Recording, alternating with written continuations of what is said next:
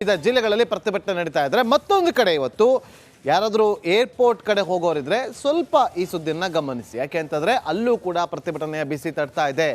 ಏರ್ಪೋರ್ಟ್ಗೆ ಹೋಗೋದಕ್ಕಿಂತ ಮುಂಚೆ ಬೇರೆ ಮಾರ್ಗವನ್ನು ನೀವು ಅನುಸರಿಸಿದ್ರೆ ಒಳ್ಳೆಯದು. ಯಾಕೆ ಅಂತಂದ್ರೆ ಏರ್ಪೋರ್ಟ್ ರಸ್ತೆಯಲ್ಲೂ ಕೂಡ ಪ್ರಾಸಿಕ್ಯೂಷನ್ ಕಿಚ್ಚು ಹೆಚ್ಚಾಗ್ತಾ ಇದೆ. ಸಚಿವ KH ಮುನಿಯಪ್ಪ ಅವರ ನೇತೃತ್ವದಲ್ಲಿ ಪ್ರತಿಭಟನೆ ನಡೀತಾ ಇದೆ. ಚಪ್ಪರಕಲ್ಲು ಬಳಿ ಕಾಂಗ್ರೆಸ್ನಿಂದ ಪ್ರತಿಭಟನೆ ನಡೀತಾ ಇದೆ. ಬಸ್ಗಳಲ್ಲಿ ಕಾರ್ಯಕರ್ತರು ಆಗಮಿಸ್ತಾ ಇದ್ದಾರೆ. ಚಪ್ಪರದ ಕಲ್ಲುವಿನಿಂದ DC ಕಚೇರಿವರೆಗೂ ಕೂಡ ಪಾದಯಾತ್ರೆಯನ್ನು ಮಾಡಲಾಗುತ್ತೆ ಏರ್ಪೋರ್ಟ್ ರಸ್ತೆಯಲ್ಲಿ.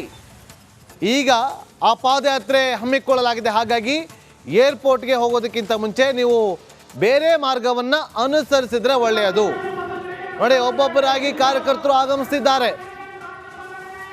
ಸಚಿವ KH ಮುನಿಯಪ್ಪ ಅವರ ನೇತೃತ್ವದಲ್ಲಿ ನಡೀತಾ ಇರುವಂತಹ ಪ್ರತಿಭಟನೆ ಇದು. ಸಿಎಂ ವಿರುದ್ಧ ಪ್ರಾಸಿಕ್ಯೂಷನ್ಗೆ ಅನುಮತಿಯನ್ನ ಕೊಟ್ಟಿದ್ದ ವಿಚಾರವಾಗಿ ರಾಜ್ಯಪಾಲರಿಗೆ ವಿರುದ್ಧವಾಗಿ ಆಕ್ರೋಶಗಳು ಭುಗಿಲೇಳ್ತಾರೆ.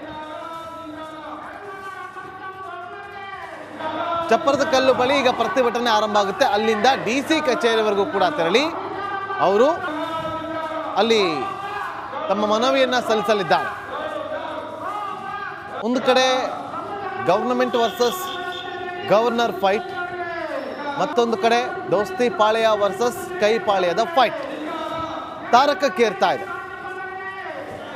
ಮತ್ತು ಗಾಂಧಿ ಪ್ರತಿಮೆ ಮುಂದೆ ಬಿಜೆಪಿ ದೋಸ್ತಿ ಪಾಳ್ಯ ಧರಣಿಯನ್ನು ಮಾಡೋದಕ್ಕೆ ಪ್ಲಾನ್ ಅನ್ನು ಮಾಡಿದೆ. ಮತ್ತೊಂದು ಕಡೆ ಮಧ್ಯಾಹ್ನ 2:30ಕ್ಕೆ ವಿಚಾರಣೆ, ಕಾನೂನಾತ್ಮಕವಾದಂಥ ಸಮರ ಶುರುವಾಗಲಿದೆ.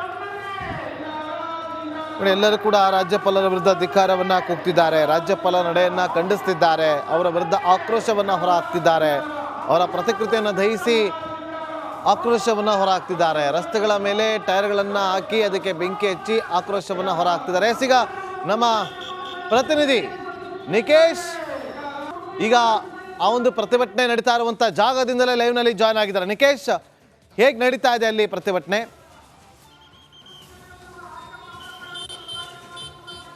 ಖಂಡಿತ ನಾಗೇಂದ್ರ ಬಾಬು, ಈಗಾಗಲೇ ವಿಶ್ವನಾಥಪುರದಿಂದ ಈ ಪ್ರತಿಭಟನೆಗೆ ಎಲ್ಲಾ ರೀತಿಯಾದಂತಹ ಸಕಲ ಸಿದ್ಧತೆಯನ್ನ ಕಾಂಗ್ರೆಸ್ನ ನಾಯಕರು ಹಾಗೆ ಕಾಂಗ್ರೆಸ್ನ ಕಾರ್ಯಕರ್ತರು ಮಾಡಿಕೊಂಡಿರುವಂತದ್ದು.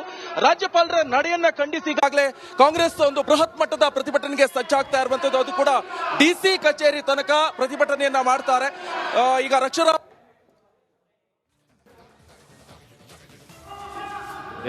ನಿಕೇಶ್, ಮತ್ತೆ ನಿಮ್ಮನ್ನ ಸಂಪರ್ಕ ಮಾಡ್ತೀವಿ. ನೋಡಿ, ಅಲ್ಲಿ ಯಾವ ರೀತಿಯಾಗಿ KH ಮುನಿಯಪ್ಪ ಅವರ ನೇತೃತ್ವದಲ್ಲಿ ಪ್ರತಿಭಟನೆ ನಡೀತಾ ಇದೆ ಅಂತೇಳಿ ಒಬ್ಬೊಬ್ಬರಾಗಿ ಬಸ್ಗಳ ಮೂಲಕ ಬರ್ತಿದ್ದಾರೆ. ಪೊಲೀಸರು ಕೂಡ ಹೈ ಅಲರ್ಟ್ ಅನ್ನ ಘೋಷಣೆ ಮಾಡಿದ್ದಾರೆ.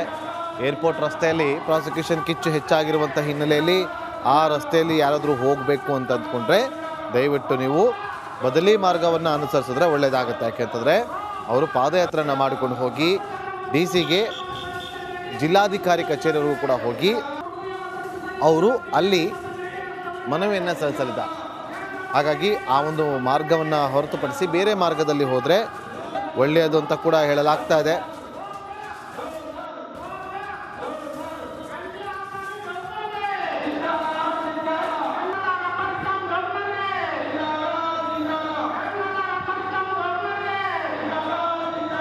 ಸಚಿವ KH ಮುನಿಯಪ್ಪ ಅವರ ನೇತೃತ್ವದಲ್ಲಿ ನಡೆಯುವಂಥ ಪ್ರತಿಭಟನೆ ದೃಶ್ಯಾವಳಿಯನ್ನು ಗಮನಿಸ್ತಾ ಇದ್ದೀರಿ. ಮತ್ತೊಂದು ಕಡೆ ಫ್ರೀಡಂ ಪಾರ್ಕ್ನಲ್ಲಿ ರಾಜ್ಯಪಾಲರ ಫೋಟೋವನ್ನು ಹಿಡಿದುಕೊಂಡು ಆಕ್ರೋಶವನ್ನು ಹೊರಹಾಕ್ತಾ ಇರುವಂಥ ಕಾಂಗ್ರೆಸ್ ಕಾರ್ಯಕರ್ತರು, ಮತ್ತೊಂದು ಕಡೆ ರಾಜ್ಯಪಾಲರ ಪ್ರತಿಕೃತಿಗೆ ಸುಟ್ಟು ಆಕ್ರೋಶವನ್ನು ಹೊರಹಾಕ್ತಾ ಇರೋದು, ಮತ್ತೊಂದು ಭಾಗದಲ್ಲೂ ಕೂಡ ರಸ್ತೆಯನ್ನು ತಡೆದು ಕಾರ್ಯಕರ್ತರು ಸಿಡಿದೆದ್ದಿರುವಂಥ ದೃಶ್ಯವನ್ನು ಕೂಡ ಗಮನಿಸ್ತಾ ಇದ್ದೀರಿ. ದೇವನಹಳ್ಳಿಯಲ್ಲಿ ನಡೀತಾ ಇರುವಂತಹ KH ಮುನಿಯಪ್ಪ ಅವರ ನೇತೃತ್ವದ ಪ್ರತಿಭಟನೆ ದೃಶ್ಯಾವಳಿ. ಫ್ರೀಡಂ ಪಾರ್ಕ್ನಲ್ಲಿ KPCC ಅಧ್ಯಕ್ಷರಾಗಿರುವಂತಹ DK ಶಿವಕುಮಾರ್ ಅವರ ನೇತೃತ್ವದಲ್ಲಿ ನಡೀತಾ ಇರುವಂತಹ ಪ್ರತಿಭಟನೆ. ಮತ್ತೊಂದು ಕಡೆ ಮಂಡ್ಯದಲ್ಲಿ ರಾಷ್ಟ್ರೀಯ ಹೆದ್ದಾರಿಯನ್ನು ತಡೆಯುವ ಮೂಲಕ ಆಕ್ರೋಶವನ್ನು ಹೊರಹಾಕ್ತಾ ಇರುವಂತಹ ಕೈ ಕಾರ್ಯಕರ್ತರು.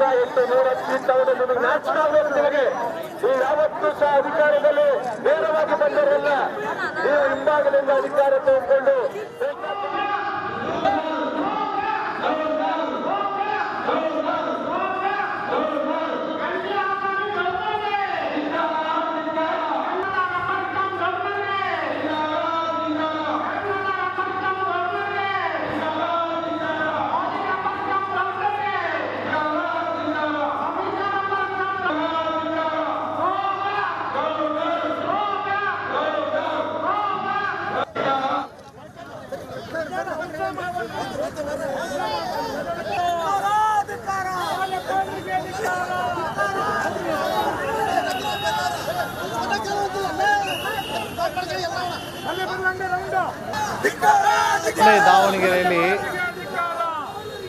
ಅಲ್ಲಿ ಯಾವ ರೀತಿಯಾಗಿ ಅಣುಕ್ ಪ್ರದರ್ಶನ ನಡೀತಾ ಇದೆ ಅಂತೇಳಿ ಈ ಆಕ್ರೋಶಗಳು ಈ ರೀತಿಯಾಗಿ ಹೊರ ಹಾಕ್ತಿದ್ದಾರೆ ಕಾಂಗ್ರೆಸ್ ಕಾರ್ಯಕರ್ತರು.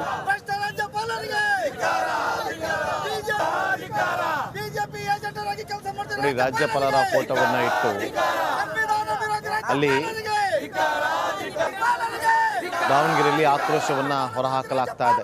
ಶಿವಮೊಗ್ಗದಲ್ಲೂ ಕೂಡ ಬೇಳೂರು ಗೋಪಾಲಕೃಷ್ಣ ಅವರ ನೇತೃತ್ವದಲ್ಲಿ ನಡೀತಾ ಇರುವಂತ